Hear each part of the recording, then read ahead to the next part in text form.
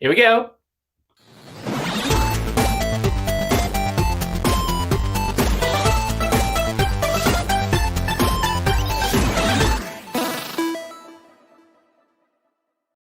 Hello and welcome to another episode of the Feeling Techish podcast with myself, Lee Crossley. We've got Andy Lowry. Hello. And Lauren Bevan. Hiya.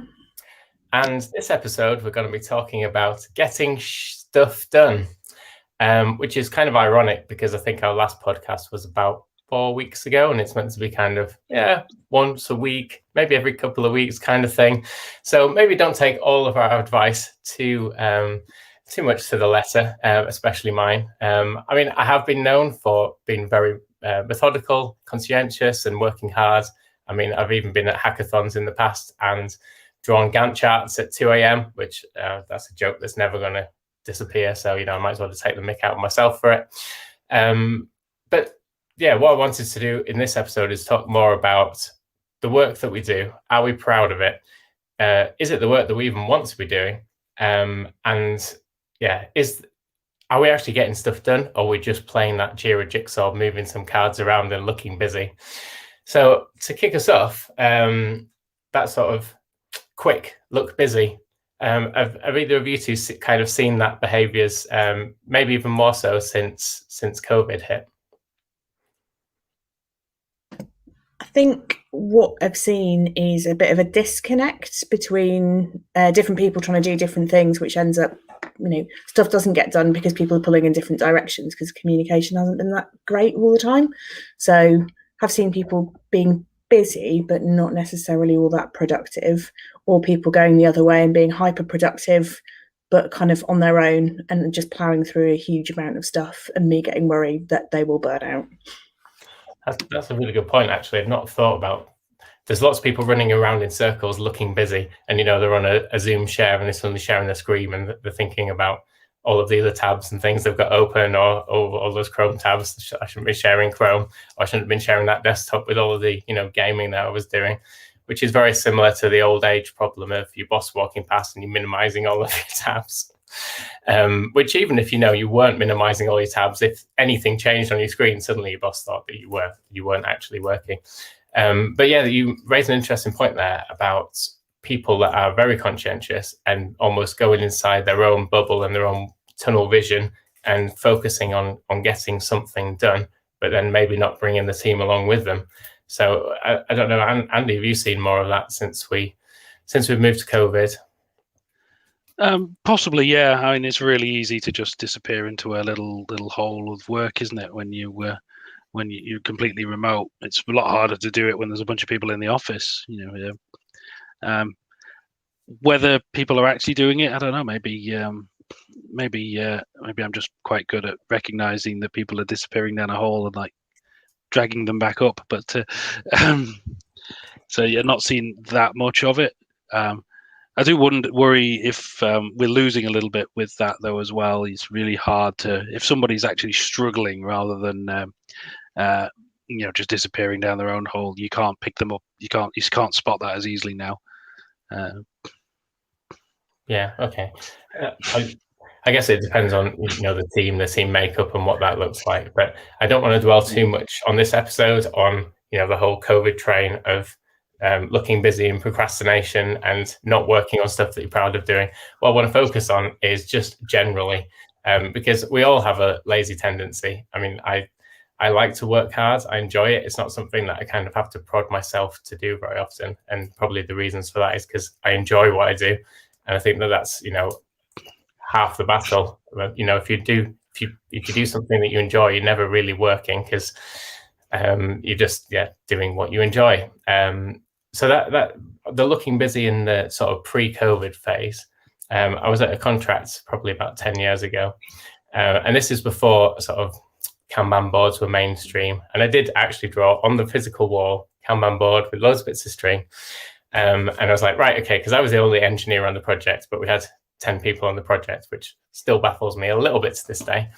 But I was also running the sort of Kanban board and saying, right, okay, so what's everybody working on? And we kind of go around the little circle And what would happen is everyone would say, oh, I'm working on this. I'm actually kind of working on some of these things as well. Oh, and I'm helping so-and-so out with that. And it's like you kind of mentioned every single activity that was on the board. I felt like nothing was really getting done. It's that kind of, I'm super busy because I'm working on everything. If you are really busy, then you should be able to articulate exactly what it is that you're working on and either ask for help in those areas or finish one of those tasks and move it to done so that you're not working on everything. So little fun story. What I did is I made little wee me's of everybody. Do you remember those wee me's? And I printed them out. Some of them actually had no hands and stuff, but that was accidental. With hindsight, it does look quite bad. But anyway, the little wee me's, I said, right, okay, you're allowed to put your wee me on one card that you're working on. Anyway, people struggled to do it, and they were like still trying to cross over cards. And they came back around like the next morning, and somebody had stacked like 3 or 4 cards on top of each other, so that you couldn't even read the cards or see what was happening. So anyway, I did use the spare string from the columns to make a little bin. I did put some people in and got in some trouble, but we don't need to go into that today. So have you two got any sort of experience of that kind of, I'm super busy, but I'm too busy to even be helped? Yeah, definitely seen exactly that pattern where people have like doing every single thing. I must admit, I'm occasionally a bit do it myself as well. But I'm also a strong believer of the sort of lean principles. Anyone who's read The Goal or anything like that, single piece flow, theory of constraints kind of approach, where just minimizing the amount that you're trying to do at any one point, it just makes it a lot more efficient. You just get the quickest way to do things is to do one thing and then do another thing. It's not to do both things at the same time. But that's how a lot of people do think. If I do all these things at the same time, they'll all get done quicker, won't they? No, that's just not how it works. Do you think there are other reasons for that as well, Andy? So sometimes I often think there's maybe a competency issue, and somebody doesn't want to do one task that they know they have to, so they kind of pick up another, and that kind of cascades along. And I don't know if you've seen that kind of stuff. Yeah, there's a sort of stalling, isn't there? I don't know what to do next, so I'll just go on to do something completely different. Yeah, I've definitely seen that happen. It usually comes down to my experience anyway, comes down to people not having the authority to do the job. Usually, rather than occasionally it's probably the skill as well. People hiding because they're worried that people might think it's bad that they need help on something, but usually it comes down to they need a decision to be made, but or they need somebody else, they're dependent on something else. Blocked, your favorite term. I know you love people who are blocked. Yeah, we'll definitely do a bit on that later. And rather than just chasing down the blocker and trying to resolve that, they just go and do something else and just leave something partly done. Mm-hmm. I don't know, Lauren, you in healthcare land, if you have experienced those same kind of working on multiple tasks, not really bringing anything to fruition. Yeah, I think that has been, when I get really busy, exactly what happens. But I think for me, it's about interruptions. So, Slack is a really good example where, I might be the blocker on 5 different projects, and therefore everyone's trying to get hold of me, which means the things that I need to get done don't get done because I'm constantly context switching. So that happens a lot, I think, around, understanding why that happens. And yeah, it does lead to kind of being at the end of the day, just thinking, I am absolutely exhausted. I think I've solved everybody else's problems, but mine still remain. So I, completely empathise with that. And I do feel quite bad sometimes, because you do end up thinking, I'm really out of steam and I've definitely been here for about 12 hours, but I'm not quite sure if I've moved any of my cards forward. So I do think that sort of asynchronous comms things like Slack have got a lot to answer for in terms of actually making it easier to interrupt other people so that people can sort of get their own progress off the rocks, which sometimes is great, but I think that's the whole point of things like stand-ups and other things. And sometimes if you're relying on buzzing someone that's not actually on your project to try and help and fix things for you, then it's probably a sign that you don't have the right people in the stand-ups, or that kind of the governance around it isn't really working if you're having to constantly go outside the people who are part of your core team in order to get things troubleshooted. Yeah, I don't believe. Go on. I don't believe Slack is asynchronous in practice either. That's most people expect an immediate response, is my experience. Yeah, I'd agree with that as well, Andy. I think I've felt a lot of those pains that you felt, Lauren, where suddenly you feel like I would actually rather respond to somebody if they really need help straight away, because my work can wait. I can do that in the evenings. I can do that another time, which is never really a good mentality to kind of slip into. However, you just want to be helpful. I mean, there are some people that are, desperate to kind of unblock other people because, if you've unblocked 10 people in your 12 hours, Lauren, where you don't understand exactly what you've done, you've actually been made 10 other people productive. So it's very hard to make that call as to say, actually, you know what, I'm not going to help that person this time. But, if somebody is asking for help on a regular basis, then that is a different story. And maybe there is not the right team makeup that you're kind of alluding to there, or something else needs some sort of dedicated resource and support into it. So it probably is that the project isn't quite set up in the right way. Go on, Andy. There's a concept of autonomy, isn't there, that you sort of touched on there. It's like if the team doesn't have everything it needs to do the job, then you're constantly going to be dependent on other people, or you're going to be dependent on other people to some extent. So it's and the more autonomy the team has to just make their decisions and unblock themselves, the better you can get things done. So the next thing I wanted to talk about was but no one told me to, no one asked me to, or people just staying within their swim lanes of their job.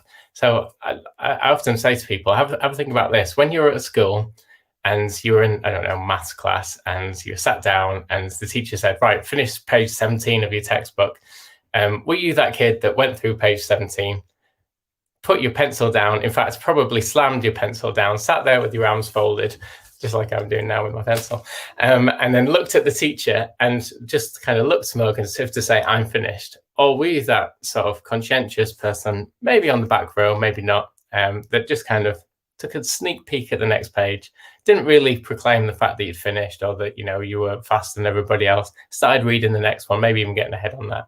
I mean, I was probably 50-50 depending on the day it was, and whether it was morning or afternoon or whatever, or whether I actually enjoyed the subject, which is another point. I don't know, where would you fit your two characters into that when you were a child and also now? Just a little fun question. I think I probably was and still am to some extent the third version of that, where I'm already reading the next chapter before we've even had the lesson. Yeah. I never used to. It was particularly bad at university. I was always on the next chapter before we'd even got to the lectures. I just like to, when someone's doing a presentation to me or something like that, or any of those things, I like to know what they're saying before they've said it. It's just the way I am. So I probably annoyed a lot of teachers when I was at school by asking questions that were already on the next page and things like that. Yeah, I guess asking things when they're on the next page probably do annoy the teachers because they're trying to bring the rest of the class along with along with them. But I mean, having that knowledge in the back of your mind and being able to ask those questions at the appropriate time is a good thing, though, right? But if we apply it to today's kind of modern engineering culture, shall we say, it's about thinking about what is the next thing I'm going to be building. Should I be considering that now? Because it might impact what I'm building. Do I need to look a sprint ahead? Do I need to look at, sort of some of the future requirements? Or are we just shipping exactly that feature right now, forget everything in the future? And there are different mindsets and different setups that sort of support that. Lauren, which are the 2 or 3 categories, since Andy invented a third, do you fit into? So I think I was definitely one that would be taking a look at the next page and trying to sort of get my head around it. I probably also would have started graffitiing the desk or writing a note to my mates or something like that. So I think I definitely would have started to look and then probably got distracted and started passing notes or something and got in trouble. So the conscientious bit around looking at the next thing and starting to think about it would have definitely not been the bit that the teachers recognised. It would have been finishing it and then disrupting everybody else. I can see that, Lauren, actually, now I think about it, yeah. Right. In fact, both of those are probably not a surprise answer. So the next sort of bit that I want to talk about was, I don't want to go quite into Agile yet, because I feel like that deserves its whole own section. I want to talk about just the concept of alpha and perfectionism. So when you've got, a quick tech spike or quick alpha that needs to get out there quickly, there's a mentality that needs to be, required by the engineers or the team that's working on the projects to either get going quickly, know that they'll fail fast. But there's also the other sort of flip side, which is you could be asked to put that particular alpha live very, very quickly, and you've not thought about, security or anything other than just proving that click-through wireframe works. So I don't know if either of you two have got any experience or stories of that sort of alpha versus perfectionism. Yeah, very much. I was thinking the other day, it's like I don't think I've ever done a spike that hasn't actually just gone live at some point. Although it very much depends on the environment, like how I would approach that though in practice. If I was making a medical device, my spikes, thinking that they might go live, they'd be very high quality. Because I know what could happen. Doing an e-commerce website where we're in a market that maybe we're not too worried about. I think there's a lot of business advantage to shipping fast and then spending the time to clean it up afterwards. Now, I think a lot of companies forget the second bit there, but and then end up paying for it big style a few years later. But we call it tech debt. I call it bad code. But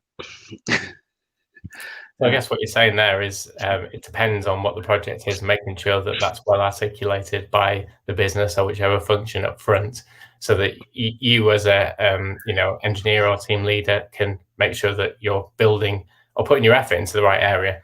So don't reinvent the wheel on auth and login if you know that that's a commodity service that you can use. Focus on the thing that you're trying to test.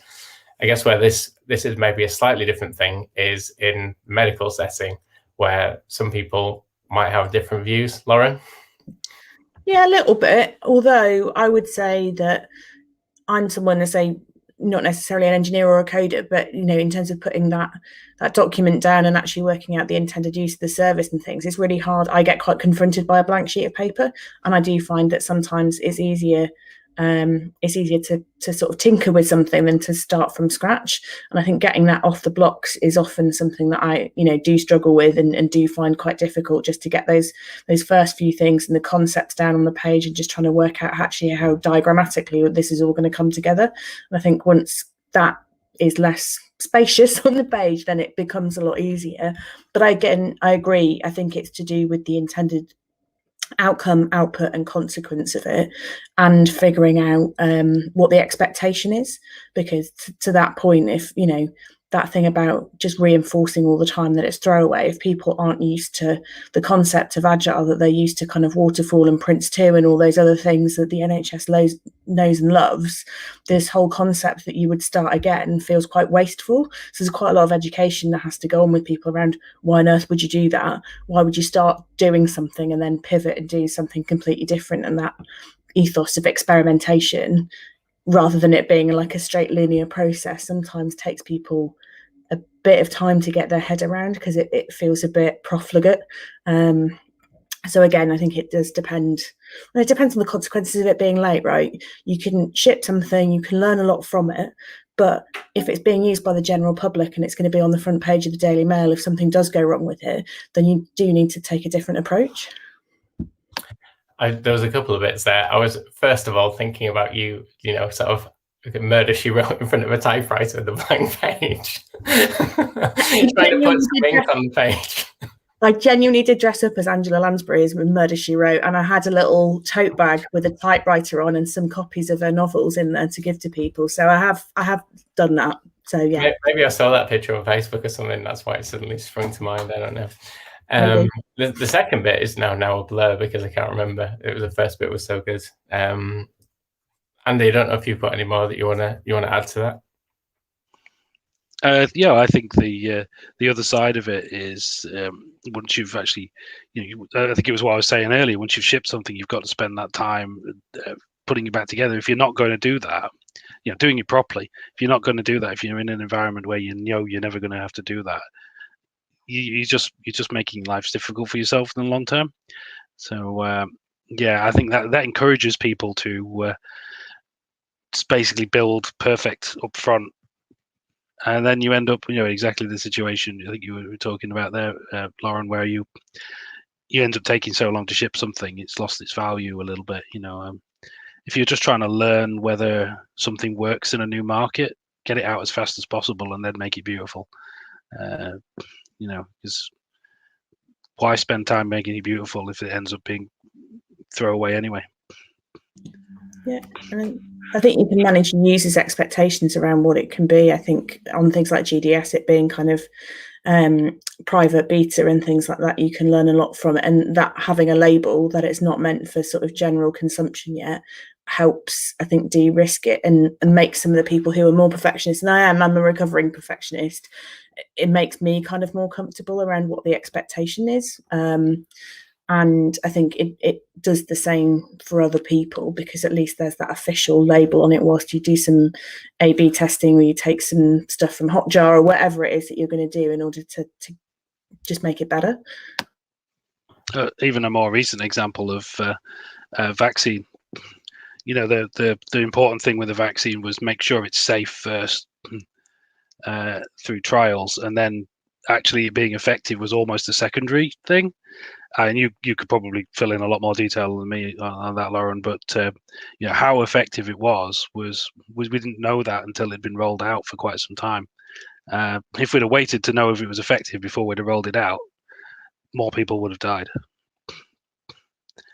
Yeah, and I definitely on that. Then the fact that it was coordinated internationally, that everybody was looking at the same thing, trying to pull everything together, got to that point around critical mass of go, no go a lot quicker, because you had loads of people cooperating and everybody looking at the same metrics in the same way. And that kind of coordinated effort meant that you got to that tipping point a lot sooner around, there is a minimum requirement where if it is going to be really quite bad, then you do see it in a relatively small amount. It's just that normally recruiting people into these trials takes such a long time that it just takes ages to get those people.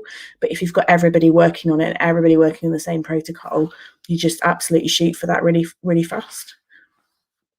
There is always that fear, especially from companies. So I did kind of a little bit of work for an energy company once, where they were so scared of headlines like energy company X kills granny in tech mess up, and they're so risk averse to headlines like that they wouldn't actually embrace the technology or allow us to kind of trial stuff in the ways that we want it. It's like it must be perfect before we push it live.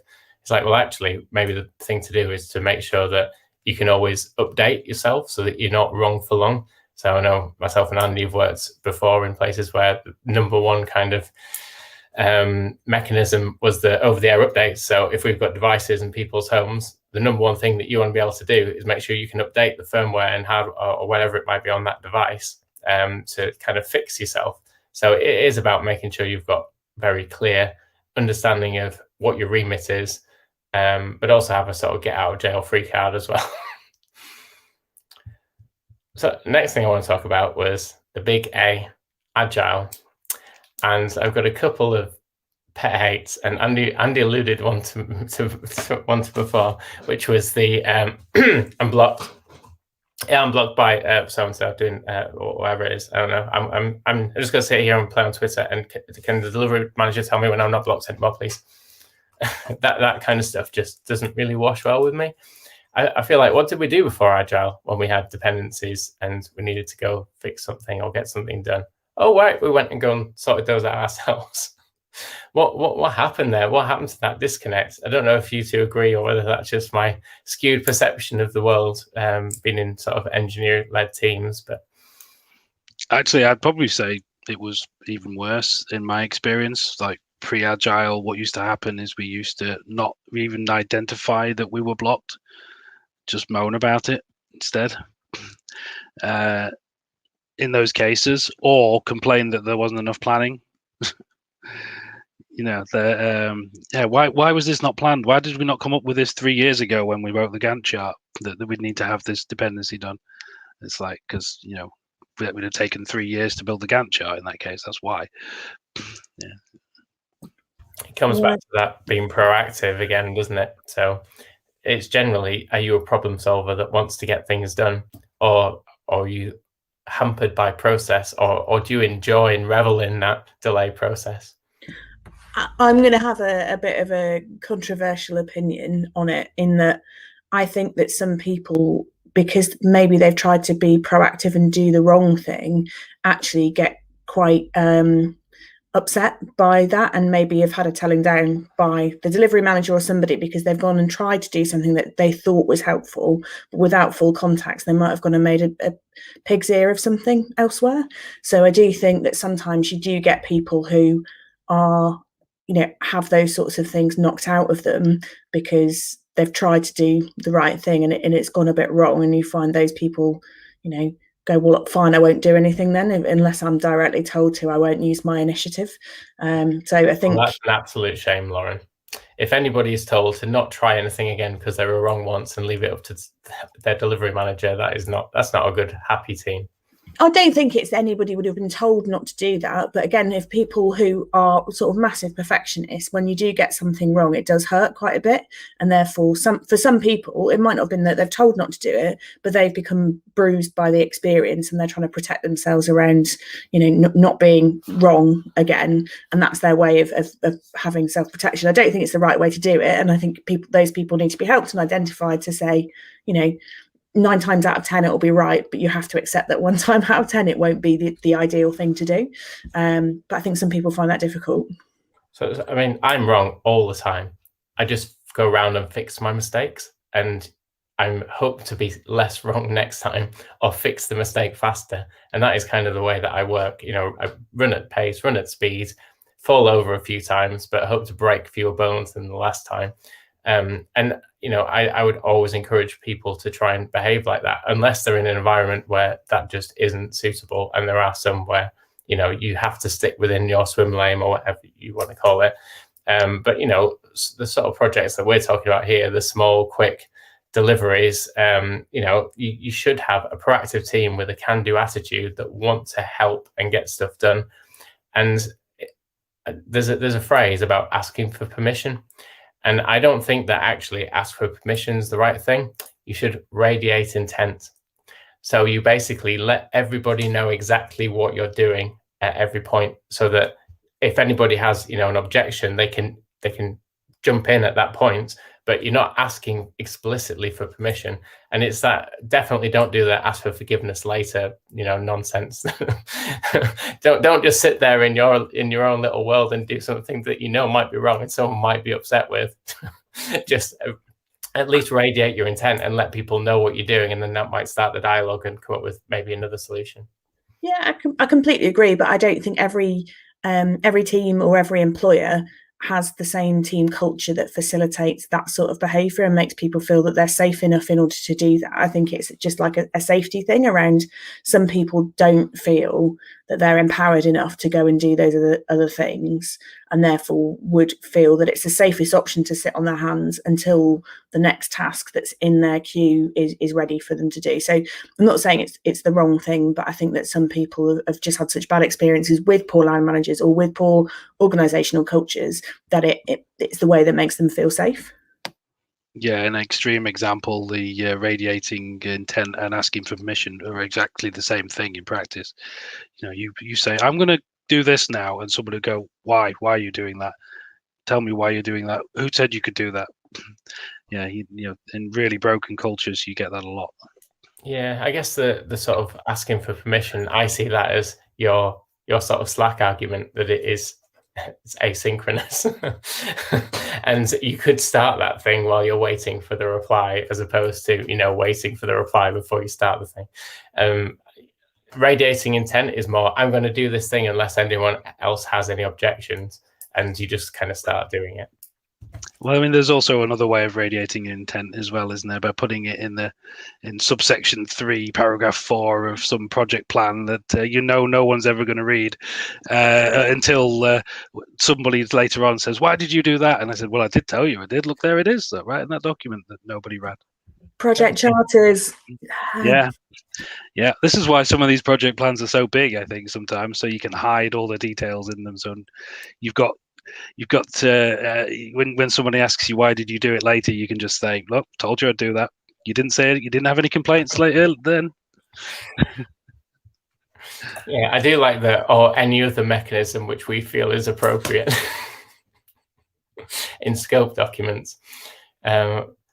Before we crack on to the next bit, which is a fun bit, if anyone has any questions, our whole 4-ish viewers, please write them in so that we don't have to ask for them at the end, because we managed to spin one question out for like 20 minutes last time. But we need at least one question, otherwise we're just going to ask each other questions for a bit longer. So please do write them in the comments and I will pick them up. So the next one, this is one of my favorites. In fact, there's 2 left and both of them are my favorites. One of them is way more controversial than the other, so we'll start with the non-controversial one. Bike shedding. For anyone that doesn't know what bike shedding is, this is where you've got a super complex project with lots of interdependencies, difficult tasks that you normally spike out very early, and there's somebody in the corner of the room saying, "Oh, yeah, but have you thought about the color of the bike shed next to the nuclear power station?" So they're all about the thing that they can contribute to, which is the color of the thing, because everybody can have an opinion about color, but it actually doesn't impact the delivery of the entire nuclear power station. So I see it all the time. I see it from people that aren't necessarily in the right meetings, in the right room. So they feel like they need to have an opinion on something that maybe they aren't qualified or don't need to. Like, they've got other skills. They should be doing something else. But there's also the case of, we finished early. What can we play with? What can we change? What can we do? And that's actually just as harmful, because if you start messing around with the stuff that you've tested, that you've delivered, and putting some bells and whistles on and painting it blue that you really shouldn't be, it can be detrimental to the delivery itself. So what I'm going to ask next. I don't suppose either of you two have had any incidents of bike shedding in your professional careers. Not necessarily in the career, but actually we can see how big a problem this is by the fact that even Monty Python did a sketch on it. The board meeting in the Monty Python, where he said that we've spent the last 2 years looking at the meaning of life, and we've made 2 discoveries. One is that people aren't wearing enough hats, and 2 is that you should be kind and generous to all people of all colours and creeds, and so on and so forth. And then the first question is, what was that about hats? I'm probably guilty of it, because I'm sure I've been invited along to some meetings and I'm like, well, I suppose I have to say something. And probably earlier on in my career, I probably felt the need to just have an opinion, whether or not that was valid to the task at hand or the problem at hand. I think I've got more comfortable as I've got older and, let's say, wiser, probably more grumpy, and being invited to more pointless meetings around saying, why am I here? If I'm not got something to contribute on the agenda, if there is no agenda, and if I'm not doing something, then I'm pretty sure you'll be fine without me. But I think it took me a little while to get there. So I'm sure that I have been the bike shedder in the room, particularly being a non-technical person. Then I'm like, I can contribute to colours. I can definitely do this. And likewise, I say I've definitely seen it where people have brought in a project sponsor or something like that, who also feels the need to have an arbitrary opinion on something that actually is quite inconsequential, but then forces that. And then you spend 40 minutes of an hour-long meeting talking about that thing. And you're like, we've got all these risks and we need to unblock quite a bit of things, but people don't want to talk over the head of the most important person in terms of seniority in the room. And then you just all collectively waste an hour of your lives. The second one, again, is more affiliated to sort of Andy's Monty Python stories, is one of my favorite. It makes me cringe every time when I think about the story when I was in the NHS. So worked on a floor that was having some work done, and I'd asked for my team to have a whiteboard so we could do some Kanban stuff. There were 3 meetings about where to put the whiteboard. The first meeting decided that we needed a subsequent meeting about where to put the whiteboard because we didn't have the proper dimensions about where to put it, so people didn't feel like particularly comfortable that they were going to make a decision. The second meeting concluded that we actually needed 2 whiteboards, and therefore the third meeting was required in order to work out actually which of the wall space would accommodate 3 whiteboards. So I'm not sure if that encompasses bike shedding and pointless meetings to the point of absolutely insane bureaucracy sufficiently for this. Lauren, it absolutely does. We're now calling it whiteboarding just because of that story.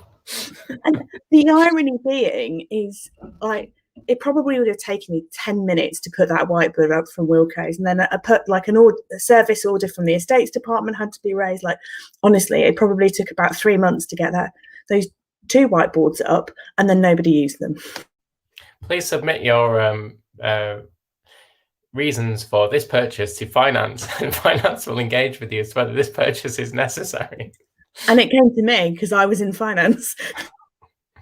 Well, at least you're in the room at the initial discussion. I mean, that's the other thing. So there are some people, unfortunately, that have to put input into things that they don't necessarily need to. If they are the authority and they need awareness of what's going on, they should be able to sit in that meeting silently and just take everything in. And generally, good leaders will understand that and they'll interject if they need to.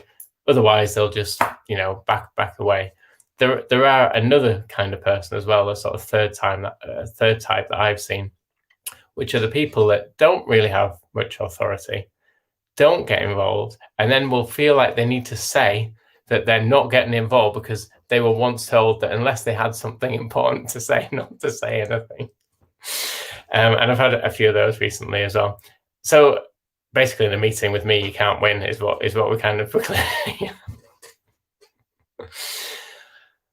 So my last topic, and I've just seen we've got a question in, which is excellent, but we need more questions because we've only got one topic left to discuss, and it is innovation.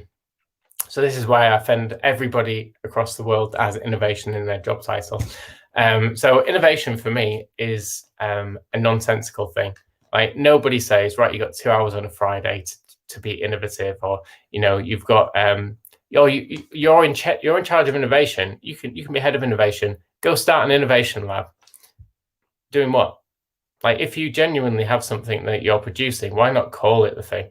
If you're coming up with some innovative new way of doing X, then call yourself, head of X or doing something around X. What I don't really like is that, we're not sure what we're doing yet. What we're going to do is we're going to kind of just test our innovation in the market and try a few things, and then we'll let you know what kind of happens. And it's like, well, okay, but what are you trying? X, Y, Z. What are you trying? Like, just what is your A/B test? What is A? What is B? This kind of umbrella of I'm responsible for all innovation, or Innovation Lab does all these things, doesn't really sit well with me, especially when I know that other teams are potentially doing innovative things genuinely. They're just not calling it innovation. So am I off the mark? Am I a little bit too cruel to people who have innovation leader nonsensical job titles, or do you two think that I'm probably not too far away from the truth? I think we've spoke about this in the past. I am completely with you. I think that one of the issues I have is this idea of keeping innovation in a box.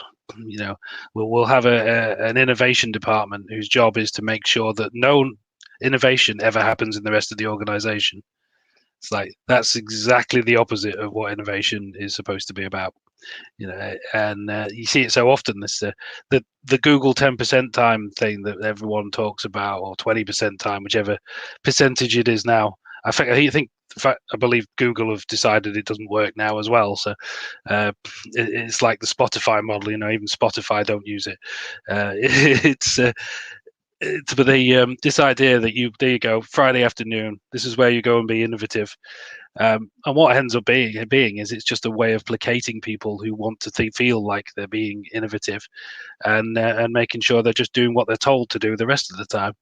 It's such a bad model. What I don't understand is, if as an organization, if you're not being innovative, what are you actually doing? Why do you need all these people if they're not doing new things? You said something that I like there, Andy. Go here and be innovative, as if there is like a physical room. It's got innovation written on the door. True story. This is how much of an idiot child I was. When I used to say winners will be picked at random, I used to think that random was a place where all the winners were found. So yeah, exactly. So maybe that's where innovation is as well. Winners will be picked at random. Stupid child. But I'm going to say again something a little bit controversial. I think it genuinely depends whether or not that person with the innovation title has been someone that's been promoted internally, who has a history of making things happen and actually getting all of that to work, versus an external hire that's been parachuted in to just, do innovation at people. So to do sort of interesting TED Talks and to kind of, I guess, look like some sort of innovation guru, but actually not necessarily facilitate any change. So I think that does make a difference around whether or not how effective these people are.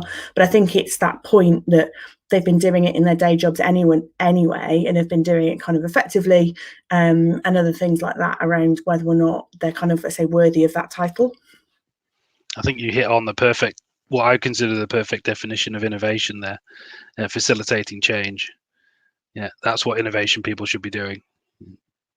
Yeah, absolutely. And I think those people get being put into a place where they can facilitate other people to do all of that in a way, again, that they feel safe. And it goes back to that point around, if you're so scared of doing something wrong, you're never going to really do anything that is so different that it makes a substantial impact. So how do you make people feel safe in order to do that? And how is it like permission to fail? Everybody screws up sometimes, but actually it's about how they're dealt with, how they're made to feel, if they've genuinely tried their best and think they're doing a good, worthwhile thing.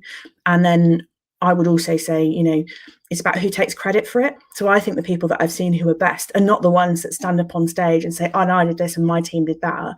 They have all their team saying what they've done, and they let other people take ownership of it, and they let other people feel proud of their achievements, rather than them feeling the need to be this kind of Steve Jobsy type of figure who is that kind of masthead personality that sits over it all.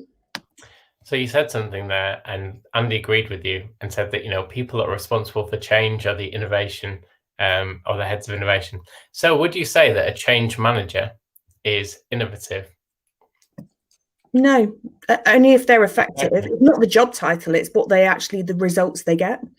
Is it the results they get, or is it actually setting out that path and that plan as opposed to following someone else's plan? Because they're two different things.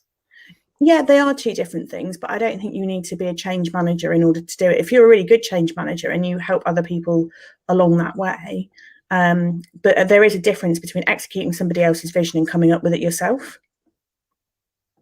Okay, so a good innovation leader will do both. Yeah, because you've got to follow through. You can't just be spitballing all these mad ideas out, and it just ends up like one of those like Alan Partridge sketch where they just start shouting, TV pitch ideas, and nothing really comes through.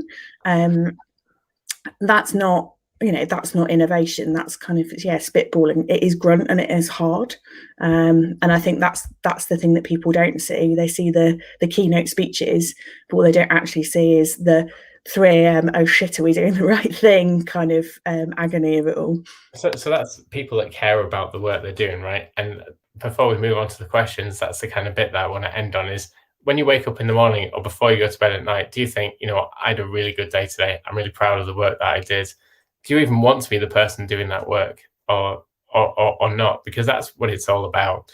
I enjoy the work that I do, and I do ask myself regularly, and I ask other people if they're proud of the work that they're doing. And if you're not, then change it.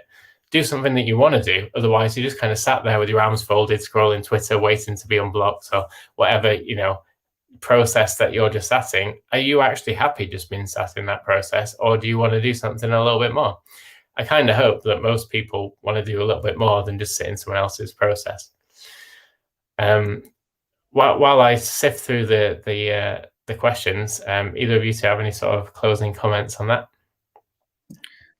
I think, I left my last place because I didn't have faith that we were being guided to do the right thing. And I didn't have faith that my voice mattered enough to say, I don't think this is the right thing by the client. I don't think this is the right thing by us or by any of the people that are working on it. So yeah, I've left roles before because I didn't feel like I was working hard, but it didn't feel like it was a rewarding, working hard. And I'd much rather work hard on a difficult problem that I feel like I can make a difference about, and then that difference will be enduring and good. And yeah, I'll screw up a load of stuff, and yeah, I will sit in meetings and go, I don't know why I'm here, but I feel like I ought to say something. I still do that, but I have at least enough confidence in my own ability and the ability of other people around me to tell me the truth, that I know that where I can be effective, what I can be effective at doing, and what I can leave other people to do. And I think once you start to nail those things, then I think everything else feels a lot easier. Yeah, I think in a very similar way, it comes down to whether I feel like I've actually done something valuable, rather than basically either bike shedding or looking busy. It's all of these things. A lot of these things that we've talked about getting things done. It's that feeling that I've actually got something done that makes me proud of what I've done in a day. I think I've been doing platform engineering this week, so I don't feel like I've got anything done. So we've got 4 good questions, all from the same person. So Lucy, you're a star. Thank you for sending us questions. If anyone else wants to send some, we will insert you at the top. But I'm going to start with the first one, which is, what's the best way to sell Agile methods to a non-technical team in a company? So, I mean, at a high level, like Agile is not just something that the tech team should be embracing. It is something that needs to be understood for the entire organization. It's a cultural change. If somebody doesn't understand that, then you're not really doing Agile. You've just got a tech team doing some stuff. I guess, Lauren, what do you think when it comes to the whiteboard situation? How else could you kind of help that not happen? So I think it's about drawing analogies on other things and other concepts that people feel comfortable with. So in the clinical world, I always kind of liken it to differential diagnosis. So you always have people coming in, you're not quite sure what's wrong with them. You've got symptoms, you figure out a way and you figure out a plan, you test and you iterate, you rule stuff out. You ask them questions, you go, well, could be these 10, narrow it down to 5, narrow it down to 2. Oh, actually, that thing's come back in play because that test results come back. And actually, by giving people a mental model that they understand, they can then apply that to this situation. I think it becomes harder if you are dealing with people who are in a linear world and work like that. So finance is a great example because in NHS land, in most places, you've got, month-end accounts, you've got management accounts, like there is a process and that process tends to be linear rather than iterative. So if you have people that live and breathe that, they're harder to get their heads around, they find it harder to get their heads around the concept because they don't apply that in anything else that they do. And I think you just have to find something to say, when you do this, that's actually all Agile is. It's just got a different name to it. You just apply it to these sorts of things in a different way. And then I think you get the penny drop moment that everyone goes, oh, actually, that's not threatening, or the jargon doesn't feel quite as confronting. Yeah, I think the point I really liked there was putting it as something that someone would understand. You've got to know your audience when you're selling something and tell them what they will get from this approach, not necessarily why it works or any of those kind of things, or even so much what it is. You've got to tell them this is what the advantages it will give you, and most of the time it's just a case of you will get something small, something quicker. You'll get something that something might just be information about whether the idea works or not. And well, that's extremely valuable. Is this something we should even be continuing on, rather than spending an extra year building the perfect thing that ends up not working? I have seen terrible examples of people making an absolute mess of explaining what Agile is to somebody. The worst one, which I got to tell you because I found this most hilarious thing, was a very well-known consultancy company, I won't say who, telling a bunch of scientists that Agile works because of magic. Yeah. You recorded me, did you? I think I said also magic, wasn't it? Yeah. Wow. Yeah, that took many years to correct. I would have absolutely loved to be in that. That sounds. I think I'd have dined out on that. I think I probably would still be dying laughing at that. That's incredible. But I think also to pull on that point, I think it's probably worth telling people what it's not. So those things that people find really annoying, like it's not dogmatic, it's not these things, all those things that frustrate you. This actually is the antithesis of that. So again, sort of pitching it against the things that people find annoying. If you don't have an analogy that they can latch onto, it's about telling them what it's not.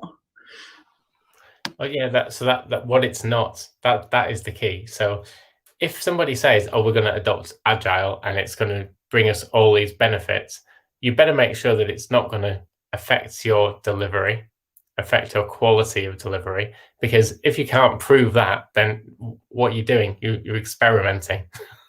And you'd better have a very good explanation for exactly what it is that you are doing, and you can't just put it under this Agile umbrella. You need to understand, and it articulates the rest of the organization.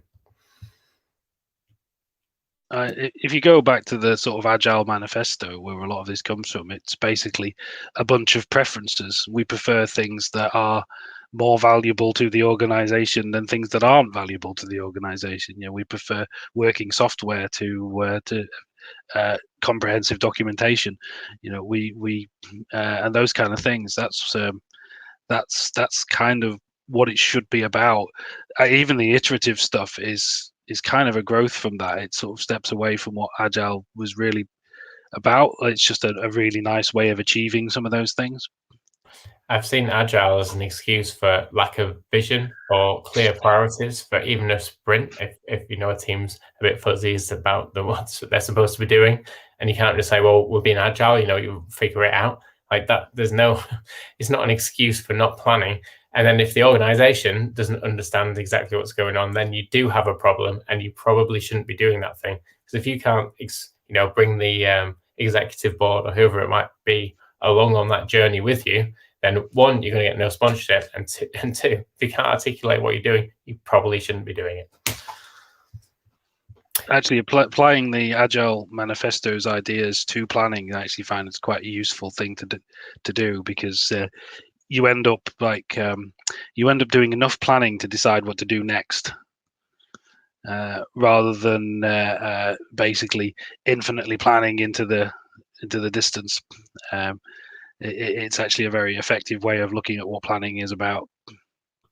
And also, some teams they like to know what's happening, and they like to have some structure around it. I've just been told I've answered the second question, which is excellent, because I've not even read the second question yet. So it's what I was saying about some teams, they have low morale because they don't really understand what it is that they're doing. It's not just the whole fuzziness around it, and the delivery manager, whoever it might be, impacting that team. The individual team members will become less productive because they don't see the end goal. They don't understand what the thing is they're trying to build. It comes back to that point of being proud of what we're building. If I don't know what it is I'm building, and I'm just kind of given a woolly kind of description for the next 2 weeks, it's not going to yield good results. I'm going to load up the second question, just because apparently I haven't answered it, which is, how would you overcome teams proclaiming they're working in an agile way, but the organization has no idea what they're trying to achieve? Does anyone else have any input into that one? Well, I think it is also whether or not, it's the whole organization being agile, because I think there should be like a flow down from like corporate objectives down into what individual teams are doing. So sometimes you've got individual teams that are really clear of their purpose, but actually there's a disconnect between how that kind of goes all the way up.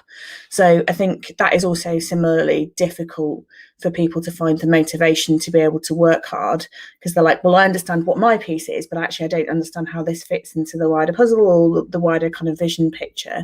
Or likewise, when you've got one bit of it, and I always use like finance and procurement or whatever as being non-agile, and they kind of then stymie the rest of the organization from being able to do that. They're like a blocker for everything.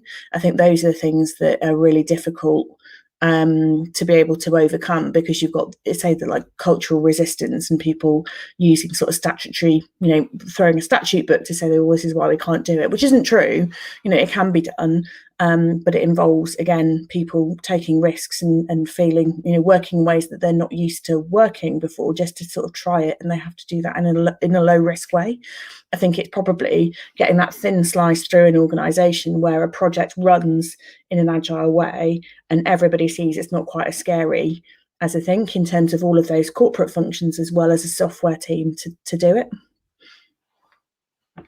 One thing I'd like to I'd probably add to that is that I tend to find when an organisation seems as though it doesn't know what it's doing, he usually does, but the things he's doing is getting someone in the leadership team their bonus, or preventing them from getting sacked. It's very rarely that they don't actually know what they're doing. Somebody knows. I really liked what you said, Lauren, about thin slice throughout the organisation. So you've got complete buy-in and everybody's aligned to delivering a particular thing. So it isn't just the tech team. It is, from the top all the way to the bottom, understanding exactly what the requirements are, what success looks like, and defining that sort of success goal. Because you can't just have we're going to just experiment, which comes back to my innovation point. It's like what we want to do is we want to increase our conversions from X to Y on this platform, or we want to try this new channel and see whether we can increase it to a metric that's above this, and set some KPIs around it, get buy-in, get budget to do it, have a time scale set on it, and a short time scale on multiple, where you can just can the project at any point through that. It's a very different thing to just being able to say, let's understand as a silo, as opposed to let's understand as an organization. Yeah, and I always think of it like a rugby team, because in a rugby team, you've got people who are fast, people who kick, people whose job it is to get in the way, people whose job it is to throw things over other people. Like, everybody's got a role. And actually, if you do that in the way that works, then you have all of those sort of central people doing it. And then you've got your core people who are the ones that are actually sort of delivering the value, and everybody else is there facilitating that to work. And I think if you can get that to work in a project, then actually the value for the rest of the organization, it becomes just a bit less threatening and a bit less scary. So we've not had any other questions. Well, I've had a couple more from Lucy, which we can pull up. Angry Google lady is joining in. Please stop saying Google. I don't think we said Google that much, did we? Oh, 10% innovation, maybe. Yeah, that was maybe a little bit there. And then the final one, which is doers are often seen as innovators when they are just doing stuff. These are the people that I like. These are the people that I will get on very well with. The people that just go out and do some stuff and are very good at it. Yeah. But I think that's the thing. There's probably a character difference between, and I keep saying also those people that stand up there with the sort of like Madonna microphone and sort of stride around a stage talking about innovation and gesticulating. But those people that do that and make other people feel that they've got permission to do that in their own bit of the business, I think are useful. But those people who do it because they want to take credit for everybody else's work are the ones, I think, that devalue it and make other people think, well, what's the point of me doing it? Because this expletive is just going to go and take credit for my work. So I think it's mainly about personality as well as competence in terms of how helpful or a hindrance those individuals are within an organisation. So, Andy, I don't know if you've got anything else to add before we wrap up. I was going to say, one of the things we haven't really talked about is it sort of touches on a lot of things that we've spoke about. It's like these people who they choose to do process as an excuse, as an alternative to real work.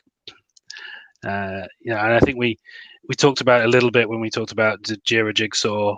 It's like, let's have 1,000 steps in our Jira process, each of which adds almost no value to the actual system. There's just one in the middle that says doing. Step 974 basically is doing. It's like, well, let's just do that step, shall we? That's where all the value is. I am a fan of the to do, doing, done. that's it. So I did actually work at a place about let's say a number of years ago, more than a decade, where we had a wonderful product from ThoughtWorks called Mingle, where I think there were 4 people that spent maybe 4 or 5 weeks designing a workflow that was perfect for a team that they were then planning to apply to all teams. Fortunately, one of my colleagues accidentally deleted Mingle and the backups, and I can never thank him enough. He gets a Christmas card from me every year for that exact reason. But it's people designing process as a task on top of the fact that they're also making everybody else less productive is quite remarkable. I've got a really vivid memory of someone who I think essentially did this.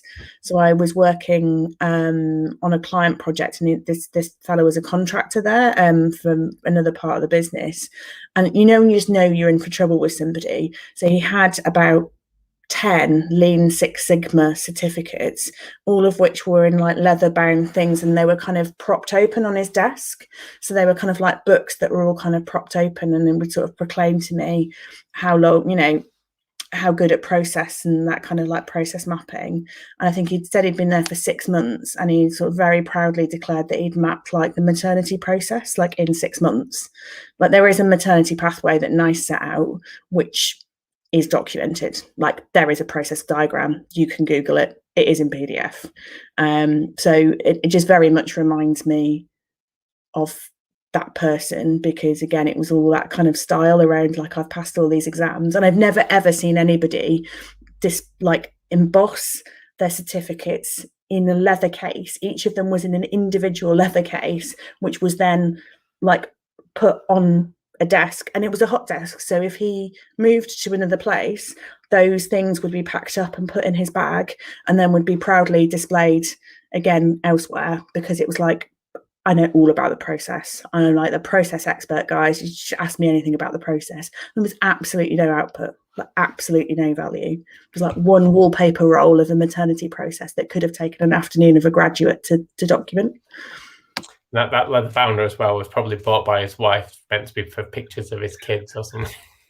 It reminded me of his national record of achievements, which I think has still got me like 25 meters from the back.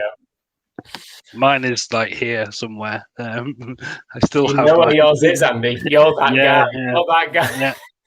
Have you got like 12 of them with individual certificates in? Oh, I don't think anything's gone in it since the day I was handed it. So, but yeah, I found it during a clear out not too long ago, and it's the joke that keeps coming up. Does anyone remember these? Yeah.